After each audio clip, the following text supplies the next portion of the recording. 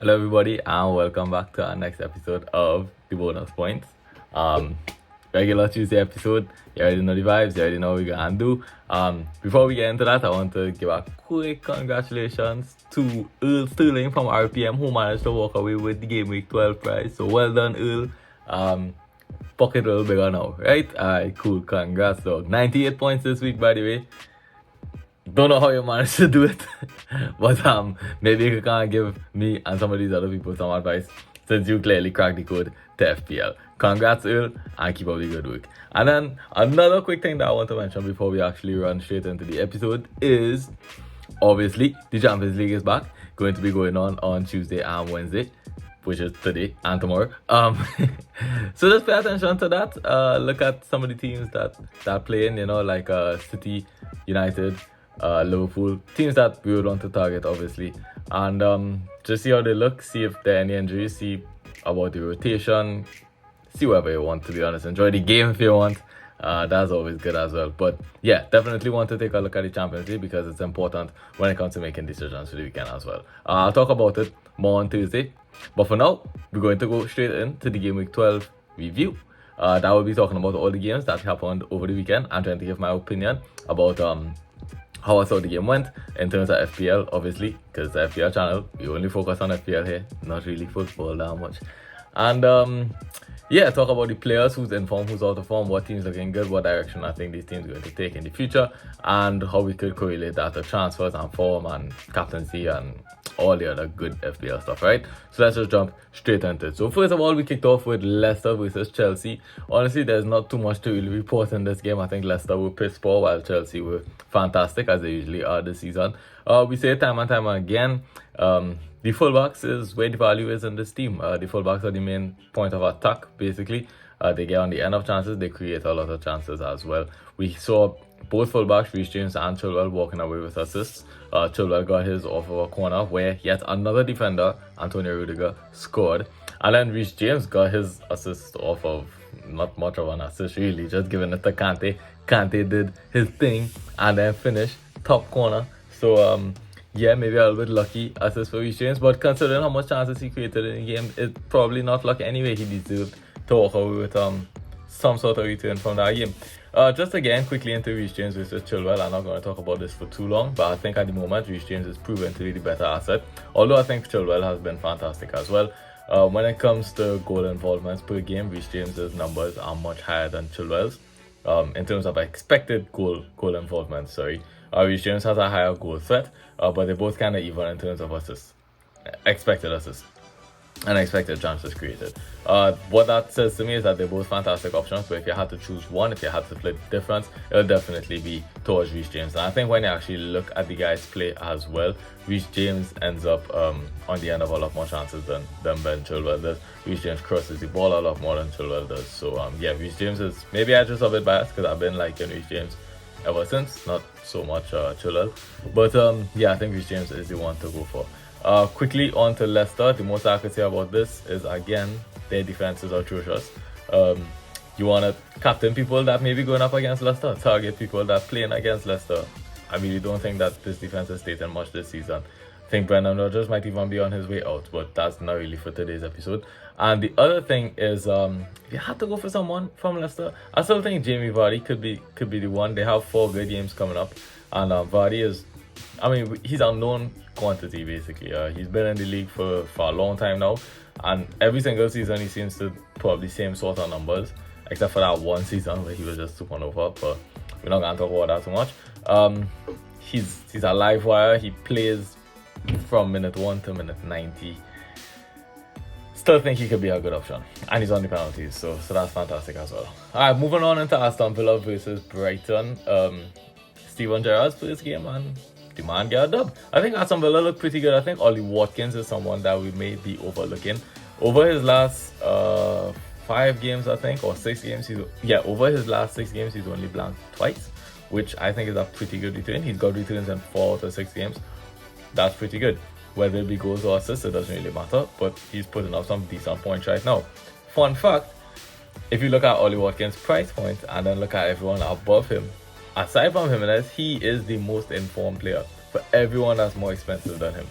So it's just something to take into consideration. Aston Villa does not have the best fixtures coming up right now, but in about 4 weeks, it changes and you just see a sea of green, and maybe Ollie Watkins would be a good one to go ahead and target.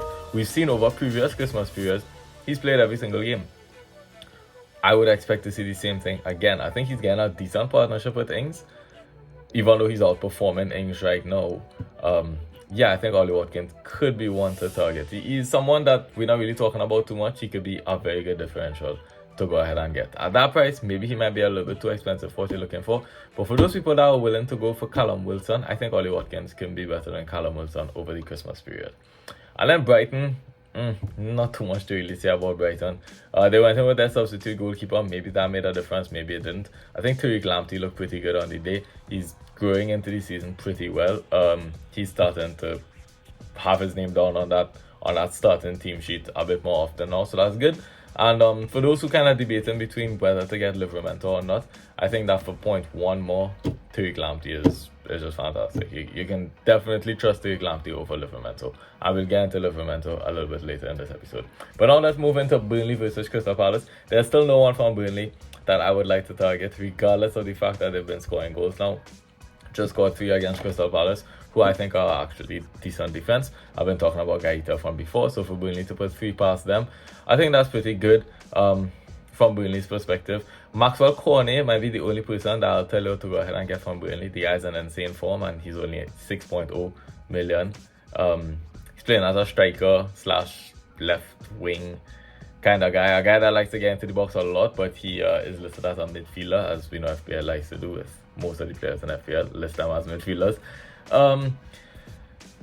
I think Maxwell Cornet could be a good one to get. I like how he's looking. He's definitely he's definitely a confident player, and players who are confident historically just seem to play a lot better and keep their form for a lot longer. But that would be the only guy that I would consider from Burnley. I wouldn't look at anybody else, to be honest. Crystal Palace, however, I want to talk about Christian Benteke real quick. He's a guy that I write off for a long time, but I think I ready to admit that he's having a good season. I ready to start talking about him on this FPL show. He is having a good season. He is someone to target. He just got 2 goals again. He is the focal point of that attack. Kind of similar to how Calvert-Lewin was for Everton. They want to find him in the box. He's not as good as Calvert-Lewin, but he's definitely in form right now, and he's pretty cheap as well. I think he comes in at, I don't remember, I think 5.8, 5.9. Okay, I'll be honest, I can't remember how much he comes in at, but he is cheap. He's listed as a forward, obviously. He's not on penalties, but I think that's not really a big deal considering how much service he's getting. He's bound to continue scoring, and Crystal Palace have a lovely run of fixtures right now. So Christian Benteke, definitely one to go for, and he could be the replacement for someone like Ivan Toney. Speaking about Ivan Toney, moving into Newcastle versus Brentford, Toney finally got a goal. However, it was lucky as hell. Cardallo was supposed to save that, but it went in somehow, and Toney came away with returns. I'm really happy about that because I had Toney, but honestly, I don't deserve it. Because I think the Toney move was a bit of an L. I don't think he's been playing all that great. Brentford's attack is nice, but Toney is just too damn deep. He doesn't really seem to get good quality chances. It's almost like he's just not the focal point of that attack, which is weird because he had the most goals in the championship last season. So why wouldn't you want your top striker, your top goal scorer, what's supposed to be the talisman of the team, why wouldn't you want to serve him in the box? It's so weird the way that they asked him to drop deep, or maybe he just does that for his own, but he drops so deep to try and link up the play that he never gets on the end of chances. Even the goal that he scored was a weird shot from outside the box from a weird angle that Darlow honestly was supposed to save. I just went in. Newcastle, on the other hand, now with Eddie Howe at the wheel, what do we expect? We expect that Newcastle is going to be very attacking going forward, and I think they showed that being able to score 3 goals against a Brentford side, which has been defensively sound throughout the season so far. And being able to score 3 goals against them, I think it's a sign of things to come. Newcastle are definitely going to be focusing on the attack rather than the defense. We should be targeting people that go up against Newcastle because I don't expect them to defend very well. Eddie Howe has never been a defensive manager. I don't think he's going to change that. now that he's working with Newcastle. I think that the only guys from Newcastle out targets would be Callum Wilson and maybe Saint Maximin. But I like Wilson a whole lot more. I think he is the focal point of that attack. He's also on the penalties. I like Wilson a lot more than Saint Maximin. But if you wanted to go for Saint Maximin, I definitely understand why. Now moving into Norwich versus Southampton. Hey, Norwich actually won a game. How nice is that? It's not their first win for the season, but let's be real, Norwich can't get relegated. Didn't expect Southampton to lose this game. Thought that Southampton had enough quality to go ahead and make it kind of ugly against Norwich, but that's how it is. I thought Livramento was on for returns, but thank God I did not play him in my team, and he finally blanked, which is good for me but bad for most people, because I'm sure a lot of people would have backed Livramento going up against Norwich. I think Norwich is actually starting to find themselves a little bit more, new manager and all that. I think Timo Pukki is finding himself a little bit more. He scored a nice goal over the weekend, and although he scored a nice goal and although he started scoring, I don't think I'll target Timo Pukki. There's no one from Norwich that I could tell you to target, and there's no one for Southampton that I would like you to target either, except for Livramento. I think at his value and for his quality, he's very good. We've seen a bit of a partnership developing between Adam Armstrong and Che Adams. They seem to be assisting each other a lot, but I also won't go for these players either. I just don't think Southampton are good enough right now for us to target their players other than Livramento. There are better options out there. Moving into Watford versus Manchester United. Oh my God. Watford went ahead and got Ole sacked. Would you look at that? Maybe Maguire got Ole sacked. There's a lot to unpack in this game, so let's just get straight to it. We saw Sarr miss 2 penalties over the weekend. A lot of people are now predicting that Sarr is going to be taken off the penalties and it might go to Josh King. I think there's a good chance that it goes to Josh King, in my personal opinion. Because again, Sarr missed 2 penalties. On paper, it's just 1 miss, but as we know, for those who watch the game, he took a pen, it got saved. He got to retake the pen because of encroachment. It got saved again. So yeah, that does not look too good for Ismaila Sarr. He managed to score later on in the game anyway, as a good goal. But then he got taken off early. He's no longer a 90 minutes player. It's almost like if Watford don't think he's their best player anymore, which is kind of crazy because he definitely is. But he's been pulled off early in the last couple of games. I'm honestly not sure what the issue on that is. Josh King, however, seems to be nailed at the moment, and if he's going to be put onto the penalties, that just increases his stock, in my opinion. He's been very informed, scoring in most of these games, and he's very cheap as well. This is my favorite replacement for Ivan Toney. I think that Josh King could outweigh Christian Benteke over the December period. I think they both nailed, but I just think that that Watford are attacking a bit more freely right now, and Josh King is just as confident, I would say. And again, this is another known quantity in the league as well. When he used to play with Bournemouth, he was scoring a lot of goals as long as he was fit, or a lot of goals for a bottom table team. So yeah, I think Josh King could definitely be one to go for. There's also Emmanuel Dennis. I know a lot of people have him just because of his price, but I'm not sure how nailed he is. I'll be personally kind of upset if I went into the December period with someone that was not guaranteed to play to start every game. I don't think that's Dennis, but I think that's the case with Josh King. And again, he could be on penalties, so I really like that. Now to talk about Manchester United, I'm gonna spend a bit more time talking about them. So Ole got sacked. What does that mean? Honestly, it probably doesn't mean anything, because it is the same United team. I don't expect them to go and make this world-class manager signing halfway throughout the season. I think the plan right now is to get a caretaker manager. No, the thing with caretaker managers is that is what Ole was, and he started brilliantly. So could we see another case of that? It's not likely, in my opinion, but yes, we can. We could see that United turns it around, and from game week 16, I believe, whenever it is they have to play Norwich, they have the fixtures to go ahead and turn their season around and maybe get 4, 5, 6 wins in a row right there, where Ronaldo scores hat-tricks in every game. In terms of FPL, because that is what everything else has to boil down to on this show at least, I think that this is a great time for Ole to have gotten sacked in terms of FPL, because we weren't going to go get United players over the next 4 games anyway. Now we get to see how the new manager comes in. We get to see who's playing, who's trusted, who's looking good, how United are even looking before we make a decision. So we have 4 game weeks of information to use until we go make a decision for their fixture swing on who we want to target, if anyone, if we even going to target anyone from United. So I think this is a pretty good time in terms of FPL for Ole to get sacked. We just have to pay attention. As I was always going to say, we have to pay attention over the next 4 weeks to United to see how they're looking and to see who's in form and to see how this manager is doing. I'm hoping for the best because I've already set up my team to get Ronaldo, and I hope you all have done the same because we talk about this already.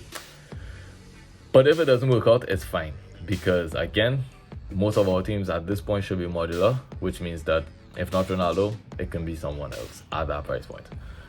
Quickly going into Wolves versus West Ham now. This game was fantastic. West Ham actually did not manage to score for once. West Ham is an extremely attacking team and they definitely deserve to score on the day. They created a load of chances, but sometimes that's how it goes with football and it just does not go to the back of the net. I still think that in terms of targeting players from West Ham, I know they're in a rough patch right now in terms of fixtures, not in terms of results. And around game week 16-17, it gets a lot better. Going into December, it gets a whole lot better. So we're definitely going to want to target West Ham. The players that I still think we should go ahead and get would be Antonio and Jared Bowen. Spoke about them before. Not too much I can really add. They both look good on the day. Bowen was a bit more involved than Antonio was. Antonio seemed to be more of a facilitator in that game, whereas Bowen got on the end of most of West Ham's attacks. He's also taking the corners, which is brilliant. He takes a few free kicks as well, which is also pretty good. Of course, he has to rival Cresswell for that, but he gets his chance. Yeah, I think Bowen is a good one to go ahead and target, and Antonio for obvious reasons. And then moving on to Wolves real quick. Jimenez, wow, he's in form finally. Finally, Raul Jimenez is back in form. Definitely someone that I want to keep up until their good fixtures run out. And when their good fixtures run out, my opinion is to just go ahead and sell him for someone else that has good fixtures. Whoever that is at the time, it will be fine. It doesn't really matter. We'll get into that later on. But yes, I think Jimenez is finally in form, and I just really happy that we've been talking about him long enough that I'm sure most of us own him by now. Liverpool versus Arsenal. Don't think anyone really expected I don't think anyone is really surprised by the fact that Liverpool got 3 points at Anfield versus anybody. I don't think I'll be surprised against that. But Liverpool actually dominated Arsenal on the day. That doesn't really mean that Arsenal played bad. I think Arsenal had a good game. Even though they lost 4-0, I still think they played pretty well. I'm happy that they did not change their style. They didn't decide to just sit back and play it long because they were going against Liverpool, as most of the teams would. They still try to hold their identity and play out from the back, which I think you can take a lot of positives from that. It means that the manager is willing to impose his style on the game. And listen, when you learn a new system and a new style, there are going to be errors. And yes, errors were made on the day. It's up against Liverpool, probably the best team in the press at the moment in the Premier League. So you're going up against a team that loves to press and you're trying to play out of the back. It may seem like a stupid decision, but honestly, I think Arteta just took the L on the result and tried to keep his system intact, if that makes sense. So without trying to get too much into the football related aspect of what happened, personally, I'm satisfied with how Arsenal approached the game. I think they were always going to lose this one, but I don't think that they lost in a humiliating way. I think that they still managed to play good football on the day, and they should be happy with that. Liverpool, on the other hand, wow, there's not really too much to talk about here that you all don't already know. Salah is fantastic, man. He's having a great season. Trent, probably the best right back in the league right now. Boy, if you didn't take Trent about like 6-7 weeks ago when he was injured, if you got rid of this man, I feel sorry for you because you missed out on a lot of points. At this point, it's never too late to get him back. I know you missed out on a lot of points already, but just go ahead and get him back because Liverpool's upcoming fixtures are fantastic, and Trent is a magnet for points. He gets so much points. 2 assists on the day for him, and a clean sheet and bonus points. Brilliant. Diogo Jota got a knock to his knee, we're going to see if he plays in the Champions League. If he does, then definitely look to bring him in. If he doesn't, then let's wait until Friday until we hear what Jurgen Klopp has to say about his injury and if he's going to play this weekend. Manchester City versus Everton. This is another game where I don't have too much to report. City were fantastic on the day, blah, blah, blah, blah. They got a clean sheet. They beat Everton at home. We all expected this. Everton are piss poor. Do not target Everton players, even when DCL comes back. I don't think that DCL is going to fix this team. Maybe about 2 months ago, I thought that they were missing him. Right now, I think that the issues run way deeper than something that DCL could fix. Demarai Gray got injured on the day, which is another big blow for Everton. And Rafa Benitez is just not... He's not the guy for this team, to be honest. I don't have much faith in Rafa when it comes to handling Everton. So, yeah. Don't target Everton players. Manchester City, on the other hand, Bernardo Silva is informed. That's good. Do we target him? I'm personally not too sure as yet. I didn't make up my mind. I think he's someone that we could keep looking at his price. I think he's only 7.2 or 7.3 mil. That's really good. He should be playing throughout December. The guy I went for was Phil Foden. At the moment, I'm not sure what I expect from Foden. He's blanked ever since I got him. So he has no problem scoring in Champions League, which is just great. He got taken off before 60 minutes on the weekend, so he only got 1 point. I think that they were actually resting him so he'll be able to play in the Champions League. It's good that he has the trust of the manager, and it's good that the manager thinks that he's one of the better attackers in the team. I also agree with him. But in terms of FPL, we don't want to target players that are not guaranteed to start. I'm not sure if he's going to be guaranteed to start every game over the Christmas period. At the moment, he did not get 60 minutes, and I don't like that. Thought he got good chances on the day to assist. I thought Sterling should have definitely scored from a ball that Foden played in, but he didn't. Foden is playing good, but at the moment, it may just be the best thing to do is to bring Jota in for Foden, and then reassess when it comes to the Manchester City assets, because I think that we should go in with at least 2 City assets into December. I'm just not sure who the attacker is at the moment. And then finally, looking at Spurs versus Leeds. This was a tough game to watch, I'm not going to lie, because Spurs should be a lot better than this. But I think it's going to take time for Conte to help this team. I think it's going to take time for the team to learn a completely new system. Certain players just look a little bit lost. I think Son found it difficult to get himself into the game. He's not really getting too much service right now, and I have to blame Harry Kane, because as much as I like Kane, I don't think that he had a good game. I think his decision making was a bit poor. I think he was very goal hungry as well. I think he really wanted to score, and that actually hurt the team on the day, because he started pulling up with these ridiculous shots from weird angles and far distances with defenders right in front of him. He probably took like 7 shots on the day. I think all except for 1 were blocked. And the 1 shot that wasn't blocked, it was a great save by Meslier anyway. So Kane blanked on the day, Son blanked as well. But I personally think that Son should be good going forward, and I think Kane needs to wake the hell up. Reguilon scored on the day, his first goal ever for Spurs, which is great. Ali's first goal for Spurs in the Premier League, I think. Which is great. But again, I wasn't even too impressed by Reguilon. I thought that his decision making was sus on the day. He's a very technical player and very good with the ball at his feet, but his decisions was just kind of poor. But again, I think it's a work in progress for Spurs. Not something that I really want to be seeing where their good games are happening now, so you kind of need them to be good right now. But I really think it's a work in progress for Spurs. I think they'll click at some point, but I'm just not completely sure when. Still, the regular players to target from Spurs: Reguilon, Kane, Son. Those are the only guys that I would go for.